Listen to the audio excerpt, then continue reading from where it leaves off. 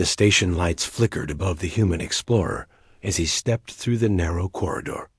He had been summoned without explanation, only told that there was an emergency in the upper medical wing. The message was brief and vague, but urgent enough for him to drop everything and rush across the research platform. He had experienced many strange calls during his time among the Coalition, but nothing carried the tension he sensed now. He reached the final door, expecting alarms or chaos, but instead found silence. The room beyond looked dim and cold, like a place where hope had already been drained away. Inside, 17 alien healers stood in a half circle around a wide medical bed.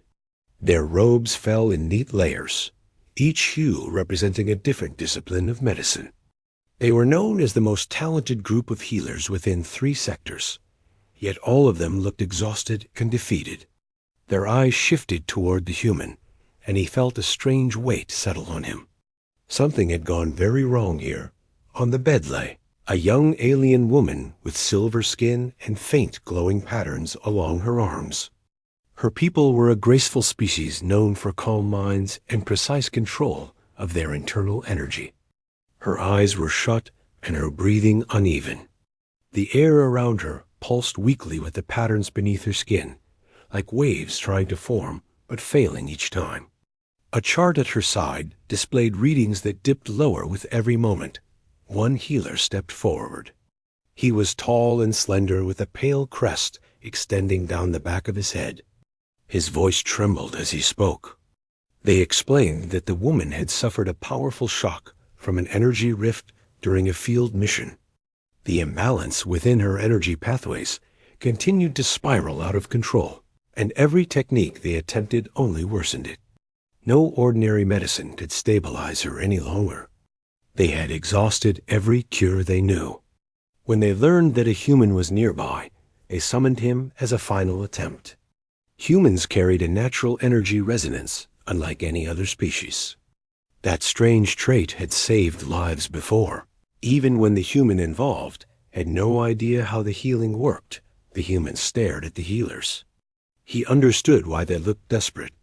They were trained their entire lives. He was a simple explorer who fixed machines and mapped planets.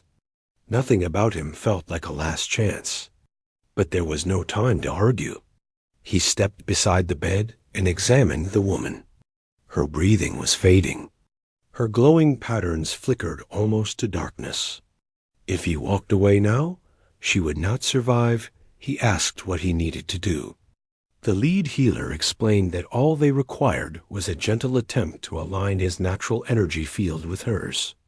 Humans and her species resonated through physical contact, but it needed to be in the center of her chest, where the disrupted energy pulse was strongest.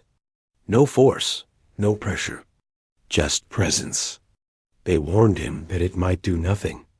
They had learned not to hope too quickly. The human steadied his hands. He hesitated only long enough to calm his own heartbeat. Then he reached forward and placed his hand lightly on the center of the woman's chest.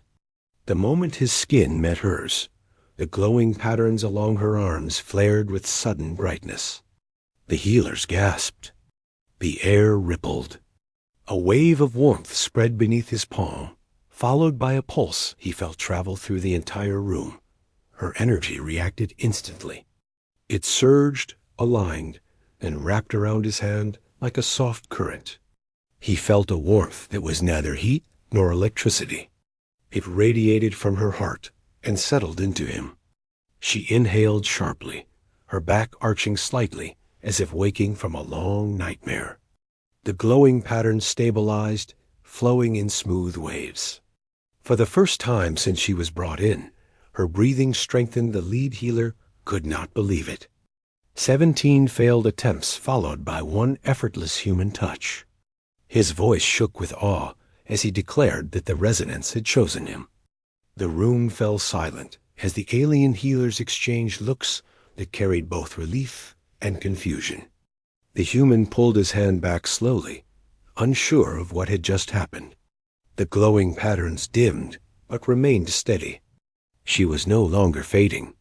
She had crossed the most dangerous threshold. The woman slowly opened her eyes. They were a bright pale blue, shimmering like crystal under sunlight. She took a moment to focus on the world, then on the human standing at her side. She watched him with calm but intense curiosity, as if she sensed everything that had just happened, even without being awake for it. Something in her expression shifted when her gaze fell to his hand. She understood the connection immediately. Before the human could speak, the lead healer stepped forward again and bowed. His voice carried reverence as he explained what the human had unknowingly triggered. Her species held an ancient survival instinct. When a life was saved through a direct energy resonance, a bond formed, marking the savior as the one person whose presence could stabilize their internal patterns. It was not romantic or ceremonial. It was a biological safeguard. It meant that for a time, her energy recognized him as an anchor. She would seek him, follow him, and trust him until the bond faded.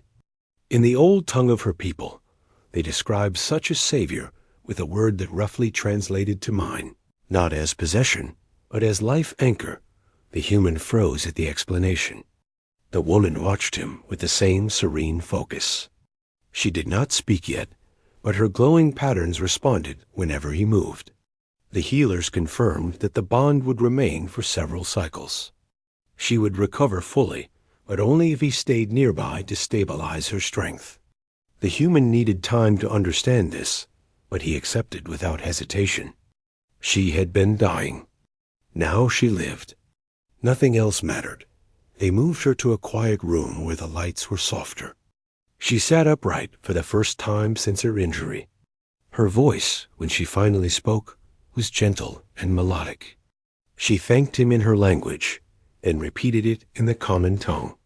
Her people seldom expressed emotion openly, yet her calm tone carried a warmth few ever witnessed. She asked his name, and he answered. She repeated it as if testing its shape on her tongue. The glowing patterns along her arms brightened each time she did. The next hours passed with slow care. He helped her drink water and regain her strength. She moved cautiously, her body still adjusting to the restored energy flow. The healers continued to monitor her, but they quickly discovered that any irregular pulse stabilized the moment the human stepped near. The bond was clear and undeniable. She responded to his presence with instinctive trust. At times she reached toward him, not out of need, but because the contact eased the strains of recovery. As days moved forward, she regained the ability to walk. The human became her guide across the station's quieter halls. He never overstepped. She never pushed beyond what felt natural. There was no romantic pressure between them, only a growing sense of companionship formed through shared reliance. Her quiet voice often filled the silence with questions about human worlds. His answers sparked fascination in her, especially when he described forests, oceans, and clear skies. Her species lived primarily in artificial structures built above their home planet's surface. Rarely experiencing wide natural landscapes, they spent hours beside the observation windows, watching passing stars. She liked to stand close to him because the energy bond felt steadier that way. He grew used to her presence, the soft glow of her patterns, and her thoughtful silence. The healers noticed that her energy signatures now rose far beyond expected levels. Not only had she recovered, but the resonance seemed to amplify her natural abilities. She processed information faster, reacted more smoothly, and displayed sharper awareness than before the accident. Her people viewed this as a rare blessing.